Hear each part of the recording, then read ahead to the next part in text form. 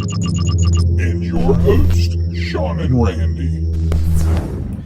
Hi, and welcome to Talking Sci-Fi with Randee and Sci-Fi Sean. Welcome to our first official show. Hopefully you had a chance to watch our introduction show, which was very comical and very entertaining on my end because my friend Randee here never talks. All he does is sit there with his mouth open. Are you a mouth breather? I am. Are you? I am too, but don't tell everybody that. Sometimes I video home videos and you can hear it. I'm like, hey, we got our first show, and I thought, what a great idea. I'm getting away from that subject. Sorry. Already. Oh my gosh. We want to open up with our first show's topic, and I've picked a good one. It's very sci-fi controversial, so I said, why not? Since we're in my big Star Trek studio here in Bartow, Florida, we're going to talk about Star Trek. this is kind of what, like I was talking earlier, oh my goodness, I am going to, like, I swear to God, I'm not a nut and think the zombie apocalypse is coming, but I want to see what they're doing and I want to learn. Right. So I'm like, yeah, I'll watch this with you. So we sit down, we watch this, and I'm falling in love with it, and it is amazing, and I just love how they roam the country, and they're doing all these things, and yes, it is a soap opera, you know, but I like it, okay? And there's other ways they could have killed the zombies to make it easier on themselves. Right. I mean, these are basically slow-walking zombies. Right. I'm hopefully even my fat ass could get away from a slow-walking It zombie. sounds corny nowadays, and our next podcast, we're going to dip into this a little bit more about the differences between old Star Trek and new Star Trek. We're going to focus on the show Discovery, Right. Which Randee is a fan of, and not a fan of the original Star Trek. Right. I'm a major Star Trek fan, not really into Discovery. So over the years, I got into collecting things. Most of our studio, as you see, is Star Trek. If you could pan the camera around, which I'm not going to ask you to, we're in a complete Star Trek man cave. Yes, I smell smoke because there's an R2-D2 sitting in my Star Trek room, but we'll get into that later. You had mentioned Doctor Who. We have the TARDIS up here. I'm not a big Doctor Who fan. Is BB hungry? Wait for it. Wait for it. Nah. BB-8.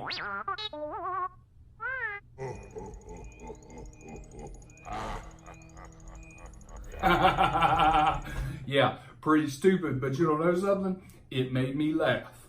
So, with that said, let's move on to number 2. Number 2. I can't remember number 2. Jesus Christ. Number 2. All right, I'm back now. Okay, so.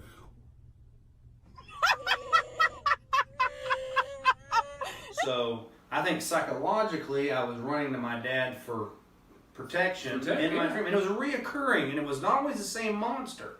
But you have to, and we were talking about this earlier before the show started, about a movie called Cloverfield. Randee has never seen. Never seen it. It's if you have not seen it, I don't recommend it, but watch it. It's got some good things about it. I'm being honest. Yeah. That's what our show is about. It's just we don't know names and titles and stuff, but if we think something sucks, we're going to tell you about it. And if we like it, we're going to tell you about it. And we could have sat up here and said, you know, I watched Cloverfield and BS my way through it. No, but you can't because the look on Randy's face when I was trying to describe it to him was like, was Tom Cruise in that movie? That's just because you're a dumbass off the map, but you know, seriously. Cloverfield is a giant monster movie, and it's filmed in the way that, I don't know if you've ever seen another horrible movie called The Blair Witch Project, where they're filming kids running through a forest after some urban legend about a witch or something. I've never seen it, but I know what it is. But Cloverfield's that way, and this is what my point I'm getting to where I'm having this reoccurring dream is. Right. It's filmed through this kid's GoPro camera, I guess, and that's the only footage of the movie. You don't see like a big screenshot of like, here comes this giant monster. No, it's all what? For those of y'all that are not watching, Sean is Pretending that I'm a giant talking monster with his hand. That's which is very good. Oh, you can't see my hand talking now? I'm talking to my microphone with my hand that looks like a dinosaur. No, I'm kidding. Kermit the Frog. I'm sorry. Horrible horrible criminal. Like, quit getting me off a target. Stay on target. Stay on target. So the only footage you see of this film is from this kid's GoPro. So they're looking up like, oh my God, it's a giant monster. It's throwing the Statue of Liberty's head at us and all kinds of stuff. And the giant monster is the military's fighting it. And every once in a while, the kid will look up. There'll be like a jet flying over. So seeing this, I had a child flashback. Right. I'm not kidding you. Yeah. I've got goosebumps. If you can't see, I see it. These are goosebumps on my arm about this movie because it was so surreal to me because of my dream. Right. So the kids are running from this giant monster. Yada yada yada. They get eat at the end. Sorry, spoiler alert. We don't care about the spoiler thing in these podcasts. Especially when these movies are 30 years old. Yeah, 30, 40 years old. If you haven't seen them yet, you're open game for it. This monster, the Cloverfield monster, isn't the major threat. It's so big it has what I call is car-sized fleas on it, and they fall off and they bounce around and they get on a giant dog and start running through the neighborhood. I'm kidding, there's no giant dog. Oh, I'm that was really funny. I can't wait to see this. So these giant fleas fall off and they're chasing the people down there, eating them. So anyway, giant monsters, they're everywhere. They're in our nightmares. They're in Toho, Godzilla movies. There's giant flying turtles with flames coming out of their armholes, flying around. Gamera, the flying turtle. Remember that one? And there's Godzilla, which is the king of the monsters. Nancy, the 50-foot woman. Nancy, the 50-foot woman. And what we teased in the last podcast is the Stay Puft Marshmallow Man a giant monster? Or is it just a sailor in downtown New York looking for a good time? I don't know. Is it a ghost? I've seen Ghostbusters. I'm a huge Ghostbusters fan. But Me too. I think it's a giant monster. I do too. I think we should put him up against, not like Godzilla because of the whole flame thing, and that would be bad for a giant marshmallow. I agree. But, like another monster like... But would it slow Godzilla down while he enjoyed his s'mores? It might. You never know. Yeah. So that's a good point, Randy. A dumbass point, but a good point. We could put the Stay Puft Marshmallow Man up against Anguirus, which is the armadillo. Oh, going yes. around with the little spikes. Or even Rodan. No, Rodan could come down and get stuck in the goo, and then it's all over. That'd be the shortest giant monster movie ever. What do Gungans put things in? You ain't gonna believe this. Jar Jars. As we're going to jump off, Thomas, give us a time travel subject. A time travel? Oh, good God. Oh, good God. What? Great Scott.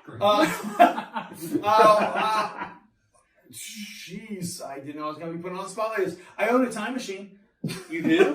You own a time machine. This I know. It's not just any time machine. It is the time machine. It's not a blue box. It's not a Klingon bird of prey that you can get up the speed of light and go around the sun. It is a slingshot. It is whose? H.G. Wells's time machine from the 1960 movie The Time Machine, directed by George Powell. I have actually seen this time machine that Thomas speaks of many times. It is phenomenal. We just did a cosplay panel with you. We'll bridge off into this just for a few seconds. But what inspired you, out of all the time travel things, from DeLoreans to phone booths, what inspired you to do H.G. Wells' time machine? It's my cosplay background, and I was getting into steampunk, and I wanted to do something outlandish, and Nautilus was out of the question because they're a little big. Right. And again, I'm all about props and prop making, so I figured this would be the ultimate prop to build. And it took me over a year and a half to put this together. So it is a working time machine without the time travel aspect. It moves through time, but it moves through space, not time. Right, it moves through space. I got you. It's an amazing. I do last minute kind of things. When I used to be in the Star Trek convention circuit for years with Volcon. Hey, everybody from Volcon, if you're watching. I was in charge of all the entertainment, so we did like a Hollywood Squares game and a match game, and I said I always went and got people kind of in costume to be on these things. So they wanted me to do match game, and I said, as being a guest on there, one of the celebrity guests, I'm like, what can I come up with? And as a lot of you know, wait for it, big reveal, I'm bald. So I thought, You mean what? you don't have silver hair? I don't have silver hair. This is fake. This is cosplay. How many hats do you have like that? I have a lot of hats. I was going to say, and people really think this is my hair. because all the different hats. And they're very disappointed when I take it off. So, but anyway. So I'm like, what can I cosplay?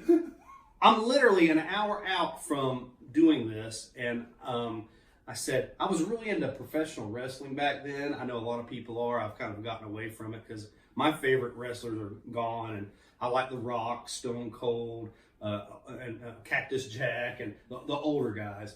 So I said, I'm going to do Stone Cold Steve Austin. So I went, and I happened to have a plain black t-shirt.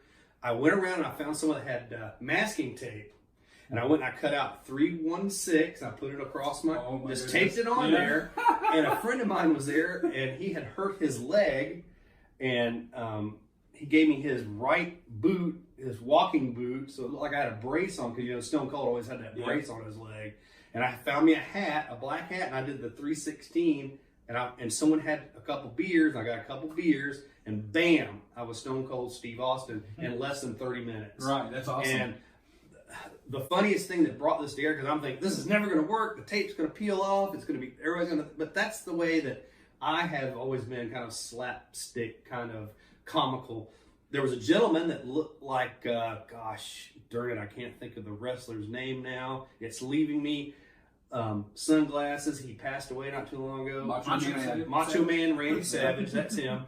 See, this is what talking sci-fi is about. We might not remember the names, but we got really awesome people that like Thomas and Randy. Well, Thomas. That can help remember stuff. I'm trying to buffer this. No, don't buffer. No, this is it. It's Laurel and Hardy meet podcast. So, oh man, more like Abbott and Costello. I think you should see it when the camera's not rolling. So this guy comes up out of the audience. Yeah, I'm really truthful then. So no fat jokes today. Okay, so you're just been looking good, by the way. Just one. This guy in the audience stands up, looks like Macho Man Randy Savage. He looked like him. He didn't try to dress like him. The dude actually had the long hair and everything, and he put a pair of sunglasses on. And when I was doing the bit in front of the stage, when we had an audience full of people, he comes up and he starts getting in my face about he was the best wrestler and all that. He just took it in my mind that I was going to play with him, and I did. I stayed in character, and I got up and I got in his face, and I come up to him, and he swung a fake swing, and I missed. And then I come back up, and I do the Stone Cold Stunner on him. My goodness. He went down, I turned around, I hit his head on here, and he fell down there, knocked chairs out of the way, totally ad-libbed the whole thing, and the crowd went crazy. So I got up, popped my 2 beers open, smashed them together. Now, remember, this is like 10 o'clock in the morning. Threw back 2 cold ones, and that was my quick change into a costume. I'm a wait for DVD person. Yes, folks, I watch DVDs still. I'm old as dirt. I'm old as compact disc. You've been in the military. You know military. You teach at a military academy, and your real job, your Clark Kent job. This storming of Area 51, is this a big hoax, do you think? Do you think there's actually some I think it started off as just a joke. Yeah, this kid, Matty Roberts, he created it as a joke. At least he says, and he's now scared out of his mind that people are going to show up and get killed. And I would be the same way. Well, it's not to mention, and cut to the chase, if you've ever been out there, and I don't know the distance between the barriers or the don't go past zone to the actual facility, but it's at least 6-7 miles.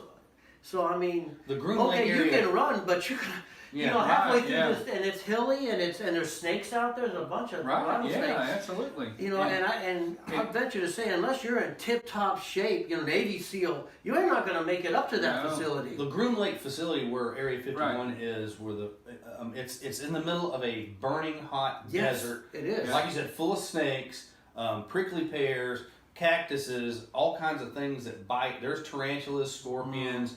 And you got to run or walk a long way. And most of these people probably have smart cars. Yeah. It's not like they're taking tanks in. That's right. So, but even if they run, you got to be in shape, because do you not think that's one of the most tight military secret facilities that we probably have in the world, that they're just going to let you walk up to their gate and walk in there? And, there's got to be allegedly they have alien technology there, which Right. they may have introduced into their security system. Right. Do they have the UFO they found at Roswell there? We don't know that. They could be. I think technically the way I look at Area 51 is a government facility to experiment on new technology. Yes, that's what it is. And we'll just leave it at that. Is it alien? We don't know. Is it something that we've come up with that's so dangerous they don't want to introduce to the public?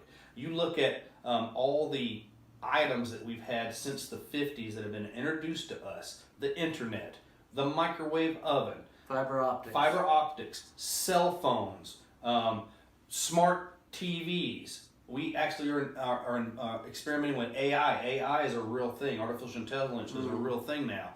Look at your cell phones, mind control, anything, things like that. But I'm talking about realistic, which could be realistic. The microwave oven is my big thing. Tin foil.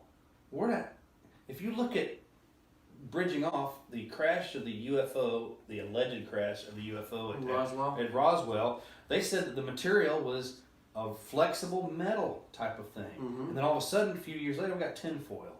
I know that sounds crazy. Let's put our tinfoil hats on now and talk about this so the government can't hear us. Right. But you got about things like that. Then it was a weather balloon. It came out, it was a crashed UFO. Then it was a weather balloon. And then all of a sudden, all that. Again, on Star Trek The Next Generation, Data had the same situation. Right. What is that? And he goes, it's green.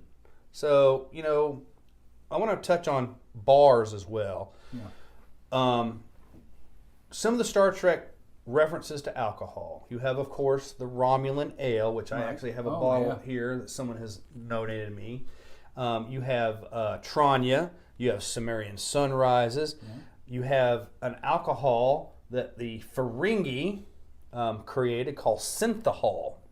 Do you know what that is? No, I do not. It's synthetic alcohol in the Star Trek world, and it was designed as a simulation of real alcohol, but without the effects of alcohol. Okay. So you wouldn't have a hangover. Or if you drank a lot and you need to snap to and get to your station when the Borg attack or whatever, you shake off all the effects of the alcohol. Well, I can understand that in the movies and creating something like that. Mm-hmm. But have you ever drank a alcohol-free beer? No. That shit sucks. Does it really? Yeah, well... I don't like regular beer. Oh, you don't? So, I'm not a big fan of regular beer, So. Well, here's the deal. I like how I feel with beer. Correct. I might as well drink water if I'm going to drink non-alcoholic beer. Right. Anyways, I agree with that. No, that's great. So, Star Trek has bars from the original Star Trek to the movies. You remember the Trouble with Tribbles, about little furry guys you call gremlins. Gremlins, yeah. Yep. Randee, drink more. So they go to the space station called the K7 space station, and they're at a bar. They're drinking. There's Klingons drinking. There's a guy has a replicator there, replicating drinks all over the place. Right. So that was your first really scene of a bar from Star Trek. Right. Then you move gears to the movies. Dr. McCoy and it was The Search for Spock is sitting in a bar. Bartender comes up, kind of a ugly lady. I mean, not a very nice looking lady. I mean, how do you say that politically correct?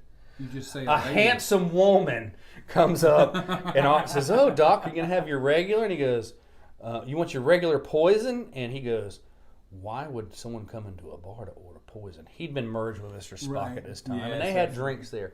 Then you move to The Next Generation, Star Trek: The Next Generation with Patrick Stewart and the whole crew of the remake.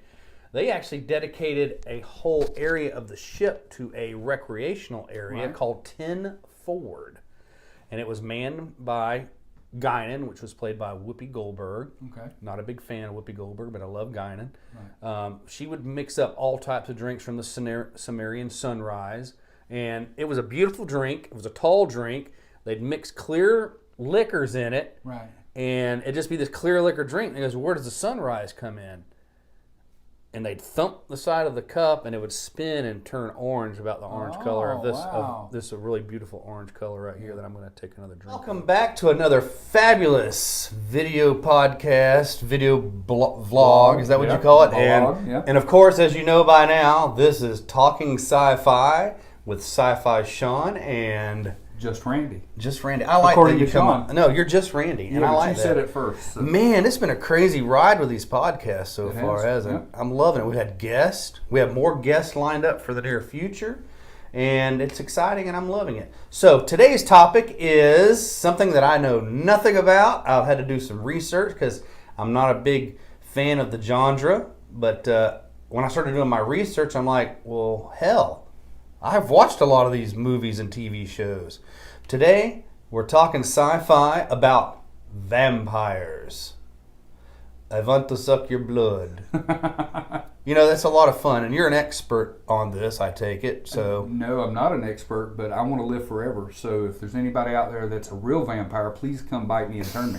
do you believe in real vampires? No, but I wish they were. If they were, I would want to live forever. I think the Gothic society, or whatever they call them, fandom, whatever, they're the closest thing to real vampires we have in the world. Like people that like wear all black absolutely. and all that. And Yeah. I get it, you know. Some of the girls are really hot. Some of the guys are really hot. I mean, and I say that very heterosexually, but, you know, I'm comfortable with that. Well, I like the music. The music's good. Yeah. Yep, the Gothic music's great. So, vampires. As you guys know, through watching this, I'm the space guy, the Star Trek guy, all that. Randee is too. Randee, dips into the realm of horror movies and vampires, werewolves, and other creatures of the night. I don't want to be stereotypical of a Dracula when I'm talking. Well, when you say Dracula, I really do not like the old style Dracula. I don't like the tuxedo. I don't like the cape. I don't like the slick back hair and the two little fangs. I don't like that from the Dracula. That's terrible because I love those. Do you? Bela I can't Bela Lugosi Gotcha. is king of Dracula, in my opinion. Yeah. I loved it. I loved his style. I've watched everything that he's been in, just about. Even Bride of the Monster, which was an Ed Wood, and I bring that name up because he's a big science fiction director. He directed Plan 9 from Outer Space, and there was a vampire in that as well.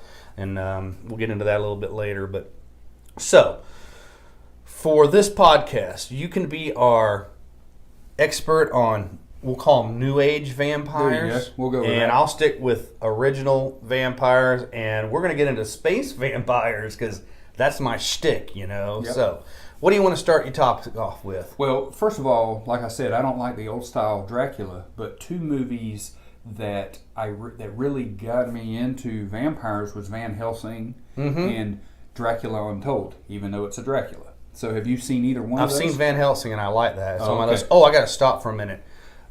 We just want to make sure that everyone knows this is a Twilight movie-free podcast.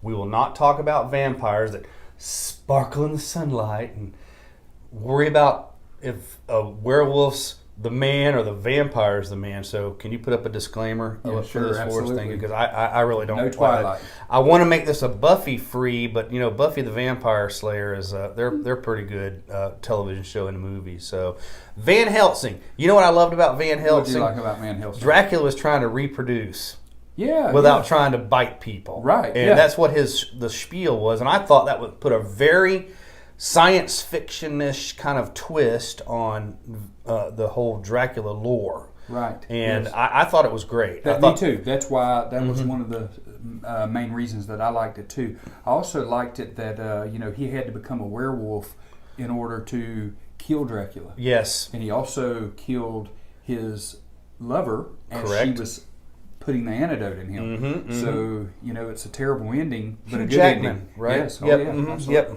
Too bad he didn't have his Wolverine claws Oh, out yeah, or whatever. But when he absolutely. turned a werewolf, you kind of had him, didn't Yeah. you? So I love that movie. Yeah. I was when I was doing my research for this, when you said we were going to do vampires, yes, I let just Randee pick the topic sometimes. Oh, let me throw this in real quick, bringing that up, and we'll get right back into it. If you guys out there want to hear us talk about a topic that has to do with science fiction, horror movies, anything, please get a hold of us on the Facebook page. Would probably be the best way to do absolutely. it, because we have an awesome Facebook page. Randee takes care of it, and it's funny as shit if you watch it. So if you have a topic, throw it out there, and we'll talk about it and even give you credit for it for a small fee. So, back to Van Helsing. I loved it because, it was kind of steampunk a little bit too. Absolutely. The devices they use. Yeah. I get in trouble when I say movies are steampunk movies. It's not a steampunk movie, for those of you who know what that is. But it was really entertaining. Had some great score with the music. The women were beautiful until they got all monster in the mouth and stuff, So I loved it. Yep. So that was one of my favorites. Second is Dracula Untold. You ever seen that? I've never seen that one. No. Okay, so Tell it us about takes a different spin. So Okay. a guy has a curse and he lives in a cave and he cannot leave that cave unless someone enters the cave and he can resist the urge of biting them, and then they drink his blood. They can be a vampire for 3 days and then they turn back into human. That's crazy. But if they end up biting someone and drinking their blood within that 3 days, then his curse is released. So he's not really a vampire, he just has a curse on him. He can actually go back to being human. So a king that is the king of this little province, him and his men end up in this cave with this vampire, and he kills all the king's men, and the king gets out and goes back home. Well, that king owes money to another king that's a higher power, and they show up to get their money, but they also want 1,000 boys at a certain age, and his son falls in that category, and he refuses. So that king's men go back to tell the king, and then now they're going to have a big battle, and they have millions of people that are coming to attack this little tiny king. Okay, so what happens? He goes into the cave and makes a deal with the vampire, and he drinks his blood, and he becomes powerful. And he's able to beat this army in the first day because he's a vampire. Right. Well, they do some misdirection in day 2, and his wife actually gets killed.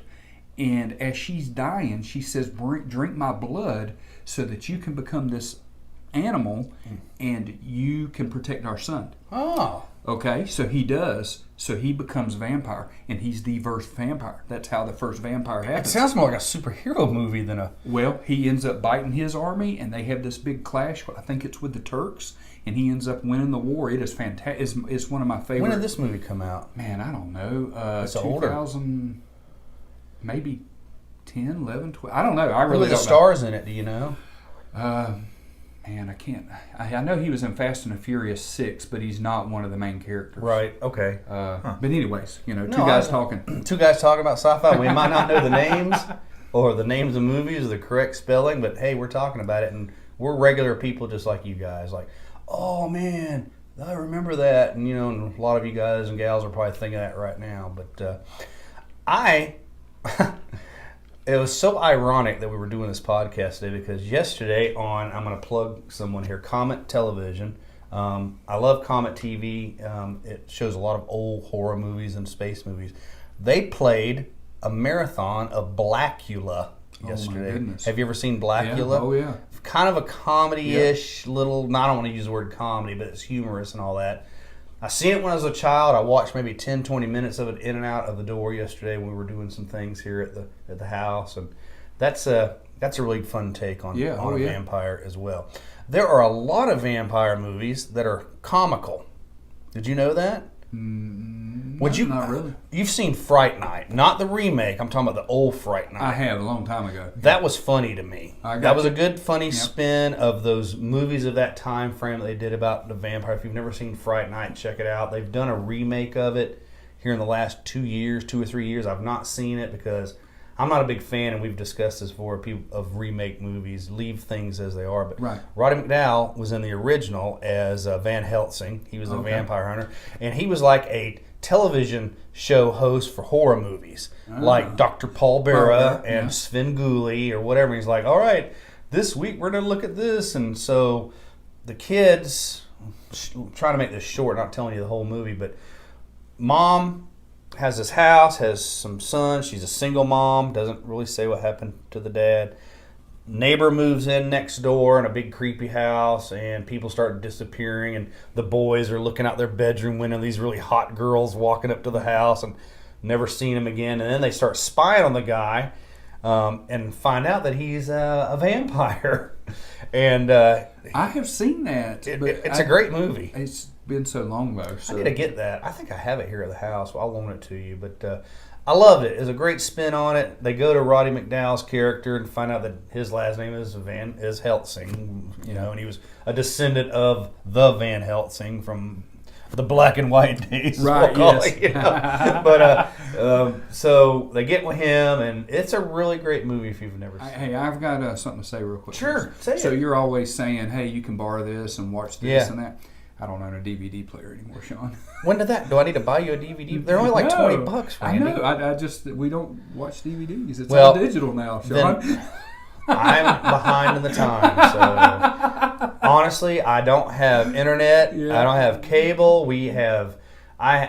I have a giant, and you can't see it because it's the exact opposite from us. I have the biggest big screen television they had You're 2 right. years ago. Yeah. Looks like the view screen on the Starship Enterprise. It does. It's beautiful. And it has rabbit ears stuck out the window, so I pick up local channels. And I get 68 channels. Yeah. And I don't want to go into a long story about this, but I think it's cheaper because I don't have to pay for cable, or I don't have internet. I get it all on my phone. Right. I have a little mobile hotspot and stuff I use for when we have to download things for the DJ business and all that. But I don't have that technology. It works. And I was in line at our local grocery store, Publix, where shopping is a pleasure. And the guy behind me has been a good friend of mine for years, and I haven't seen him in a long time. And he was our local cable guy, and he took care of me when I had cable. And he came to me and I said, so can you just get internet to your house now? And he goes, yeah. And he goes, I said, because I still use DVDs. He said within probably less than 4 years, internet's going to be the only way you're going to be able to watch television and movies at home. So anyway, offshoot. So you don't have a DVD player. That's fine. What did you do with the DVDs I've loaned you? You brought the Discovery disc back that you watched. Well, I thought I had one, and I couldn't find it. So I got you. I got 2 or 3 if you ever need to borrow one. Okay. So I you up in technology. I got ways of getting it. I got ways of getting it. So Join Talking Sci-Fi or else. welcome to a special episode of Talking Sci-Fi with Sci-Fi Sean. Wait.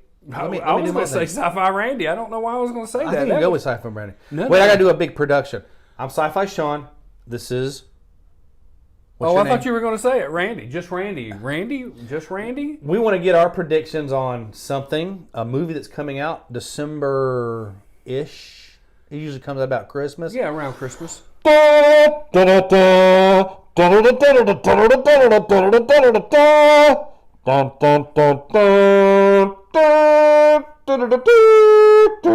pretty chitty good. bang, bang, chitty chitty bang bang. That would be priceless. It would. be. Oh, man. The new Star Wars movie. Right, The- yes. The last, what is it called? No. Something about to do with Rise of the Last Skywalker. Rise of Skywalker. Rise of Skywalker. Is that what they call it? That's kind of... I mean, they didn't use Skywalker in any of the names, and then all of a sudden, let's just... It's all about Skywalker. It is, And but... I think that's a tip of the hat, though, of what is to come Okay, with this okay. movie. All right, I Okay? got you. Okay. That's what a lot of people are predicting, but Well, did Luke die in the last movie? Yes. You think he did die? Jedis never die. Well, exactly. Because Anakin came Right. back, Yoda's come back, Obi-Wan has come back.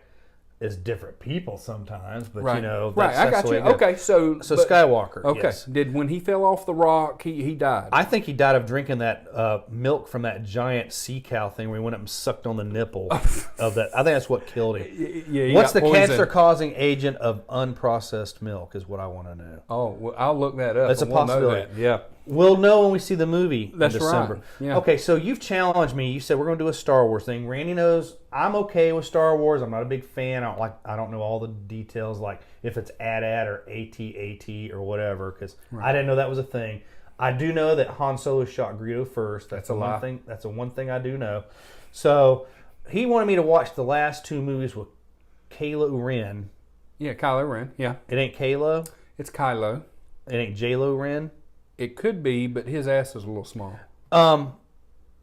He is a special needs kind of child because he has anger issues. He goes crazy. He doesn't get his way. He throws temper tantrums. He takes this really screwed up looking lightsaber with little pokey things on the side thing, and he's being, I hate to use the word special needs, but Right. he has issues. You're So- right, and they portrayed that in the first one to make him look like he's young and not quite yet a Jedi. Right. Okay. Now you remember with Luke and Yoda. Luke didn't act like that, but he was like, "I'm not too old to learn. I can learn. I can learn." Right. It come across to me kind of the same thing. Okay. And now in the second one, he is actually got some more skills Maturity. in him and maturity. Okay.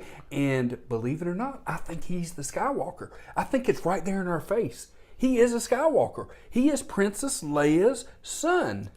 Okay, that goes on with what I think as well. Okay. I think Kylo Ren, and we already know this, is Han Solo and Princess Leia's son. But I think they had twins, and I think Rey is their daughter. Okay. And I think that they've taken Rey. Remember, they had that flashback scene where she's left on the planet. Right. Because they're hiding them. Because you remember in the first three, really, here we're doing math on Star Wars again.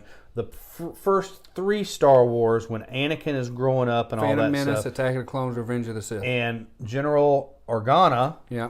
takes, and they decide, and Yoda, not Yoda, but Obi-Wan says, let's separate them and hide them. Right. That's what's going on, what we're seeing now. Oh, you think that? Okay. Yes, I All think right. that they're twins. I think Okay. that Rey, not identical, but fraternal. Right. I got Just you. like Okay. Luke and Leia were, because it runs in that Skywalker bloodline. Right. Okay. So I'm thinking that they've hidden Rey on that desert planet that Mm-hmm. she just wanted to go back to because it was installed in her deep soul that was her home. And that they were coming back for her. And she didn't want to miss them coming back because Right. she was so young, just like the Skywalker Right. twins were. Yeah. Leia and Luke were so young, they would never remember that crap. Right. Yeah, I got you. And it's the same thing. So they decide to put Kylo Solo, funny, I got that reference, into the Jedi school that Luke started after he was bringing back the Jedi Right. people.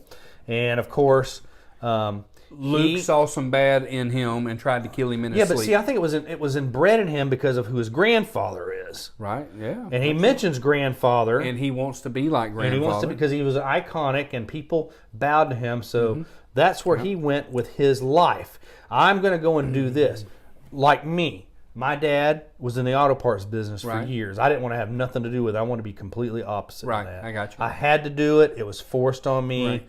Forced. You see what I did there? And I got away from it, and I don't Right. do anything, even Yeah. though what I do now is kind of slightly related. It Yeah. was, but in real life, which I'm not going to get into. But that's what I think. Let's get back to Bruce. So you decided to write this book. You started out doing a film at first, though, correct? Tell us a little bit about that. Actually, that's right. And the film actually launched at Sci-Fi Bartow #1.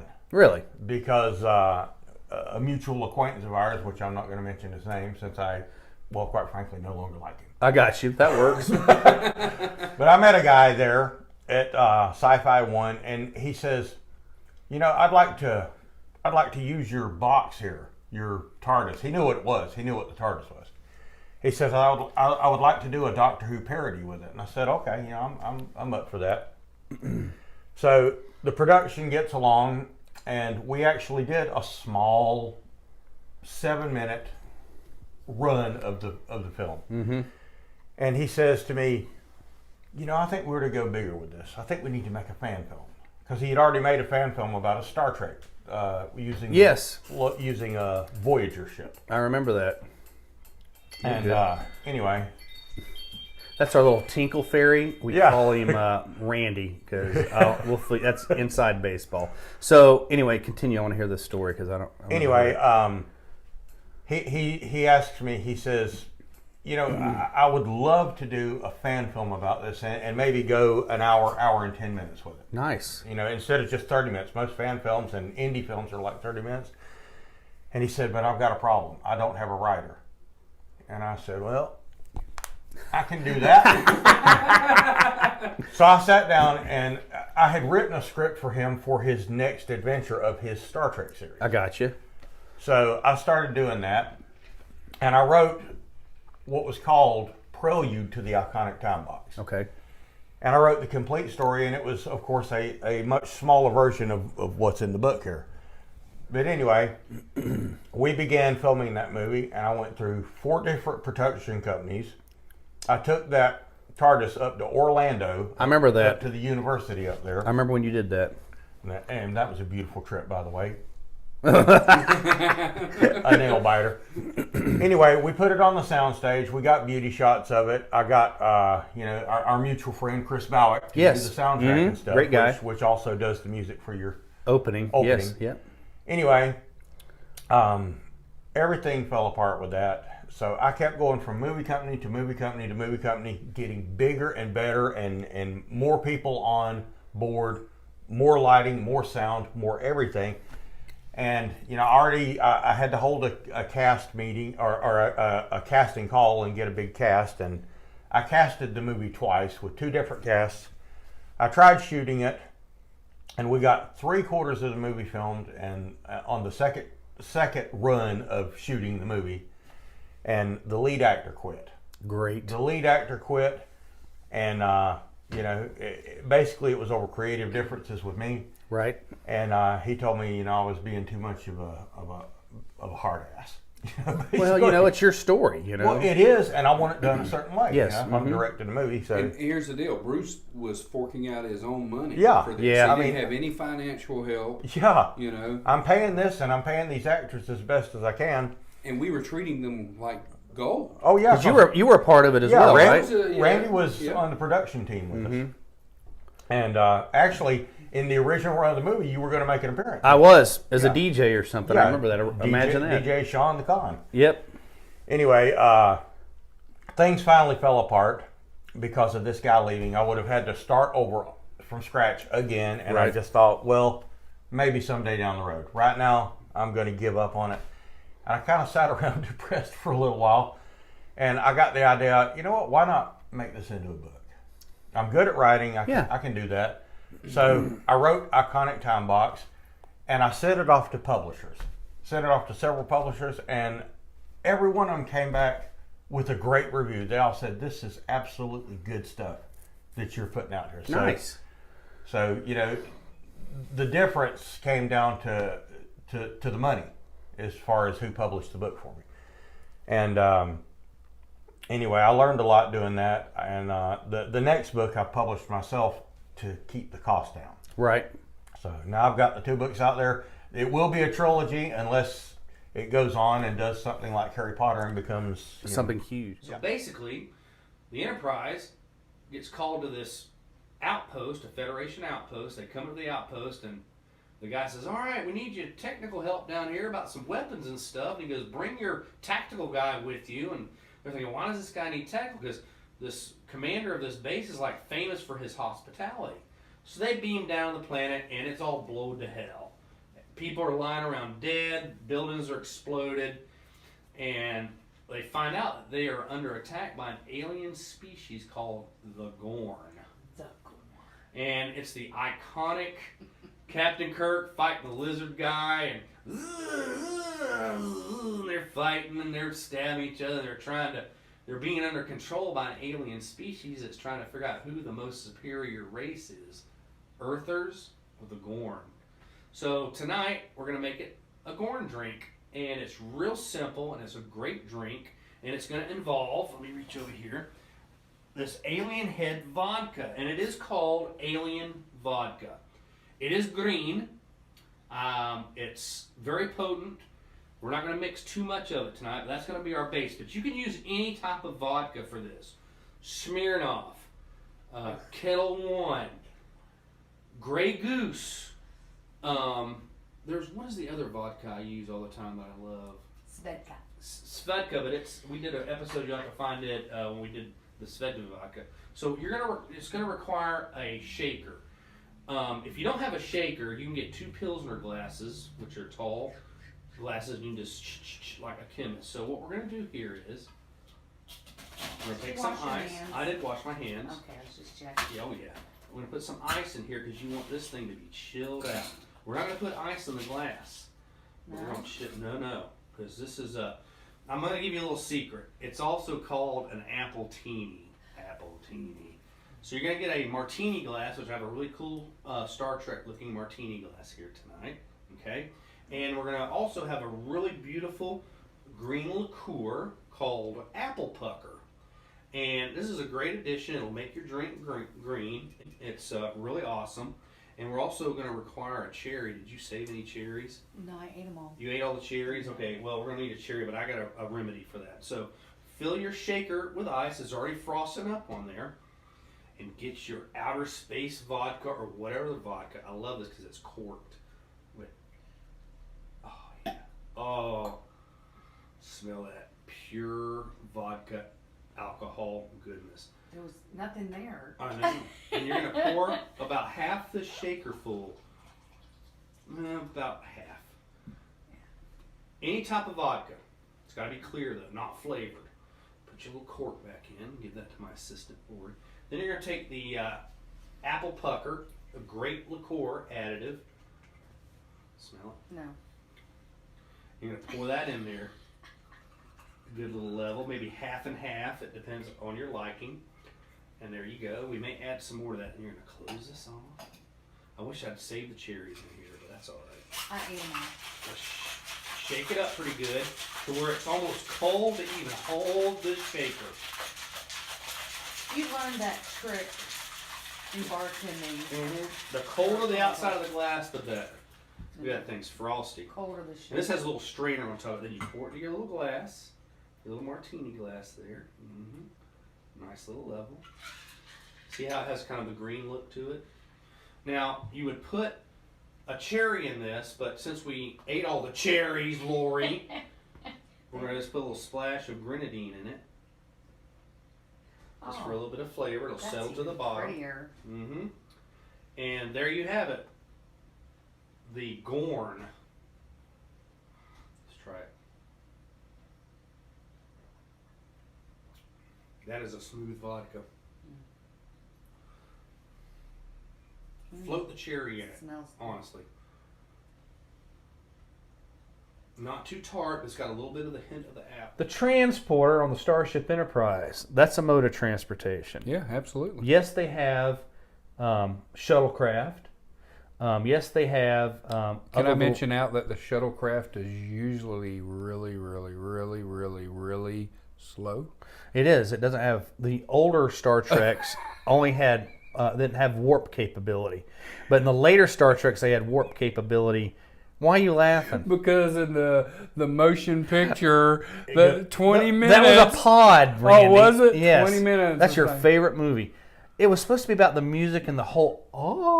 Which is the Starship great. Enterprise. And if I'd have known, they should have had a caption that said, close your eyes for 20 minutes. He was referring to when Kurt and Scotty are going over to the refit of the Enterprise at the beginning of the movie. Randy's an action person, you know. The shuttlecrafts on the ships, they do like sublight speed, right, which is, you know, just regular speed. Yeah. But in the later episodes of Next Generation, in the movies and the other ones, they have actually shuttles that go warp drive, right, just not as fast as the big ships. So we've talked about transporters, right, we've talked about the Stargate. Let's talk about some terrestrial vehicles. What if you could? Now, I know we have a lot of cars that come to Sci-Fi Bartow. If you could just pick one vehicle out of any television show that you could drive, one, Randy, if it has wheels and uses gasoline, what would it be? I'm not a big Batman fan, but I would love the Batmobile. Okay. Why? I don't know. I feel like, I don't really know. I was at the SEMA convention a few years back, and they had one there. And the original 1960s one? No. The one from the last three that we had. The Tumbler? Yeah. The big military-looking vehicle? Oh, unbelievable. To see that in person and to see how big and wide the tires are. So that's the Batmobile you would want? Yes, not the 66. I bet that's not DOT approved. It is not, but I would like it. I also would like... let's take one, but I'll give you a second one. Okay, so here's the deal. I grew up watching the A-Team. Oh, yeah. And I would love to have that van. VA's van. But I would like to have it like the 1970s and 80s Econo line vans that had the bed and the whiskey bar and the curtains. Well, then that's not the 18 van. No, I agree. But if I Because had that 18 18 has got a 454 in it, and it is badass. You're right. It What I'm spins the saying- tires in every gear, you know. The inside, I think, would be a love machine. A love machine. Yeah. Just a love machine. So, but anyways, I like those. You talking about spacecrafts? I know you didn't ask that, but I'm going to speak about it anyways. Guardians of the Galaxy, Star-Lord spaceship. Oh, is yeah. one of my favorites in the entire space saga. Okay. All right, that's good. Okay. All right. So, let's All go right, with that. hands down vehicle for me, Knight Rider. Oh, yes, absolutely. A working kit. Yeah. I mean, it doesn't have to drive itself or anything, but if it had the lights and because I like that Trans Am look, you know. Yeah. My very best buddy Chris Seville is a big Pontiac fan, and he absolutely thinks it's awesome. So, Right. Oh, that's mine too.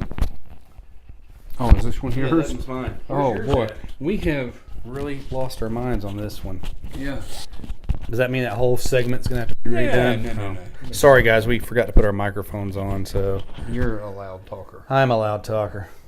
Knight Rider. My friend Chris Avila loves Pontiac Trans Ams. He owns two. One that he hardly ever drives and one that he street rides. But Knight Rider for my terrestrial vehicle. Right. Of course, spaceship original Starship Enterprise, which we have That right would be here. yours. Yeah, I love that as my space vehicle. You can have anything that you want, but nothing to me beats the original Starship Enterprise. What would you unless it's this one, which is actually a telephone. Did you know that? Oh my God, I had Did no you know clue. that? Remember when you used to have dial telephones? This was a telephone, so that's Wow. that's how that thing is right there. That is amazing. Yes, isn't it? You didn't even know that, did you? I did You just not. thought it was just some quirky model that Sean. Here's another one of Sean's Star goddamn Trek. Star Trek shit he's putting on the table again. What so. would be the most famous spaceship? Spaceship? Yeah. The Starship Enterprise. You think that would be the... a Millennium Falcon, to me, Millennium. is... There's so many. Right, I agree. But when you close your eyes and you think, what is the spaceship that comes to your mind? Name one spaceship that comes to your mind. The Enterprise. Not just because I'm a huge Star Trek fan, but that's just iconic to me. Oh, it may be from my growing up or whatever, you know. absolutely. So, Yeah. What about you? You like Mine's the the Millennium Falcon. When I think... What the of hell's an spaceship- aluminum Falcon? Aluminum. Yeah, what the hell's an aluminum Falcon? Do they make them out of aluminum? No, it was a Family Guy episode. I know. That'd be really funny. So, but when it comes It's down millennium, to by the way, not millennial. And if you go back and watch the Because original if you had a millennial Falcon, it wouldn't do a damn thing but sit in its mom's basement and play video and play video games. So it's. I'm sorry. What were you saying? I was going to say, if you go back and watch the original Star Wars, which it was not called A New Hope at the time, and listen to Han Solo say the name Millennium Falcon, Yeah, it's different than the way we say it now. I know. So, Why? But that's It changed over the years. over the years. We just change it to what we want it to be. But when it comes down to it, I also that speeder, Luke's speeder in the beginning of A New Hope, Right. weighs on me a lot too as one of my favorites because I had that. Okay. Had that little spring in the bottom of it that it looked like That's it was hovering right. above the. Yes, and Yeah. it rolled. You rolled it back, And the little hood came up, Yeah, and they had a place for you absolutely. to stick R2D2 and C3PO. And I have slowly talked the wife into maybe allowing me to build one of those on a golf cart. Oh, Would that be amazing? that would be amazing.